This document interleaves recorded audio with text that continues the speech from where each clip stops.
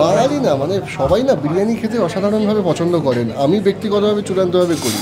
সে যতই পেট ভরা থাকুক না কেন, যখন বিরিয়ানি দেখি সেটা কোনো না কোনোভাবে কীভাবে যে পেটটা খালি হয়ে যায় বুঝতে পারি না, তো তখন খেয়ে নিই অবশ্যই। কিন্তু সেই ক্ষেত্রে তারপরেও একটা গিল্ট ফিল থাকে যে না, ডক্টর বলে দিয়েছেন যে বেশি খেও না, বা স্পেশালি বিরিয়ানির ক্ষেত্রে যেগুলো স্পেশালি একটু স্পাইসি রিচ এগুলো অ্যাভয়েড করতে বলেছেন, স্পেশালি হু আর ডায়াবেটিক্স। তো বিং এ ডায়াবেটিক, এটা তো ব্যাক অফ দ্য মাইন্ড তো কোথাও একটা কাজ করে যে না, নিজেকে ফিট রাখতে হবে। বাট কোথাও যখন গিল্ট ফ্রি খাবো তখন আর সেখানে কোনো টেনশন থাকবে না।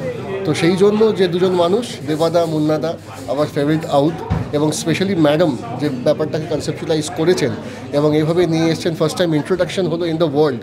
তো সেই ক্ষেত্রে আমাদের ক্ষেত্রে এটা অনেক বেশি ইজি হয়ে গেল গিল্ট ফ্রিভাবে বিরিয়ানি খেতে অ্যান্ড এনজয় করতে 100%। এবং আমার স্পেশালিটি যেমন বিরিয়ানি আছে, আর একটা এটা মানে না বললে অন্যায় হবে, সেটা হচ্ছে গালোটি কাবাব।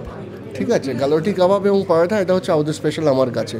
তো সুতরাং আসলে পরে আগে ওটা দিয়ে শুরু হয়, ফিরনি দিয়ে শেষ হয়। মানে আমি না, মানে যারা ডায়াবেটিক যারা রয়েছেন হয়তো তাদের প্রতিনিধি হয়ে আজকে রিকোয়েস্ট করলাম, এবং তারা যে এইভাবে কথাটা রাখলেন, থ্যাঙ্কস আগেন টু দেম। এবং ডেফিনেটলি সবাই আসুন, গিল্ট ফ্রিভাবে খান। এবং প্রত্যেকে, আমরা দেখো কি আমাদের শরীর খারাপ রয়েছে, কি ডায়াবেটিক রয়েছে, সেটা ইজ নট দ্য ফ্যাক্টর। এখন যেভাবে যুগ এগোচ্ছে প্রত্যেকেই হেলথ কনসিয়াস চূড়ান্তভাবে। মানে আমার ছোট ছেলে সেভাবে তার জলাইন দেখা যাচ্ছে কিনা, তো সুতরাং এখন এই ব্যাপার হয়ে গেছে।